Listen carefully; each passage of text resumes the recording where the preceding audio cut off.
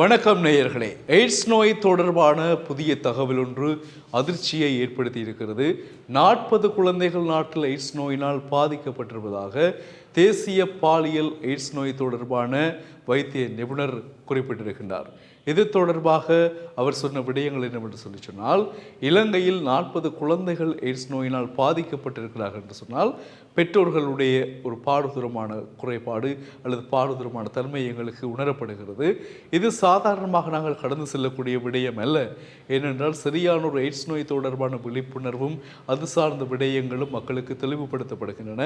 AIDS நோய் எவ்வாறு உருவாகிறது, என்ன மாதிரியாக நாங்கள் அதில் கவனத்தில் இருக்க வேண்டும், எங்களுடைய நடவடிக்கைகள் எவ்வாறு அமைய வேண்டும் என்ற விடயங்கள் எல்லாம் நாங்கள் பார்த்திருக்கிறோம். அது சரிவரமாக நாங்கள் பின்பற்றினோம் என்று சொன்னால் தப்பித்துக் கொள்ளலாம். குறிப்பாக 2022 மற்றும் 2023 ஆண்டுகளில் 40% வளர்ச்சி எய்ட்ஸினுடைய தன்மை அதிகரித்திருக்கிறது. கிட்டத்தட்ட 600க்கும் மேற்பட்டவர்கள் இவ்விரு ஆண்டுகளிலும் எய்ட்ஸ் நோய் தொற்றாளர்களாக நாட்டில் அடையாளம் காணப்பட்டிருக்கின்றார்கள். அதில் தான் 40 குழந்தைகளும் உள்ளடங்குகின்றார்கள். அண்மைய 2 மாதங்களுக்கு முன்பு நாங்கள் ஒரு செய்தி இதே தளத்திலிருந்து தந்திருந்தோம். கண்டி மாவட்டத்தில் அதிகமான எய்ட்ஸ் நோயாளர்கள் இலங்கையில் கண்டுபிடிக்கப்பட்டுள்ளதான செய்திகளையும் நாங்கள் பார்த்திருந்தோம். அது தவிர வயது அடிப்படையில் பார்க்கின்ற பொழுது குழந்தைகளை தாண்டி வயதிவர்களும் இதில் உள்ளடங்குவதாக ஒரு கணக்கெடுப்பு சுட்டி நிற்கின்றது. அதைவிட 15 வயதிற்கும் 24 வயதிற்கும் இடைப்பட்டவர்கள் தான் அதிகமாக இந்த எய்ட்ஸ் நோய் தொற்றினால் பாதிக்கப்பட்டுள்ளதாகவும் குறித்த தேசிய பாலியல் நோய் தொடர்பான நிபுணர் குறிப்பிட்டிருக்கின்றார். எனவே இந்த தரவுகளை வைத்து பார்க்கின்ற பொழுது எவ்வளவு நாங்கள் சரியான சுகாதாரம் மிக்கவர்களாக எங்களுடைய நடைமுறைகளை நாங்கள் சரியான முறையில் கொண்டு செல்லக்கூடியவர்களாக காணப்படுகிறோம் என்பதும் குறிப்பிடத்தக்கது.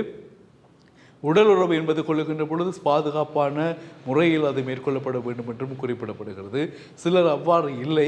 எனவே இவ்வாறானவர்கள் தான் பிரச்சனைகள் வருகிறது. இலங்கைக்கு சுற்றுலா வருகின்ற சுற்றுலா பயணிகளிடம் மேற்கொள்ளுகின்ற சில பேருடைய நடவடிக்கைகள் காரணமாகவும் அல்லது விலை மாதுகளை நாடி செல்லுகின்ற எம்மவர்களிடமிருந்தும் இவ்வாறான நோய்கள் அதிகரிக்க காரணமாக இருக்கக்கூடியவர்கள் என்றும் சொல்லப்படுகிறது.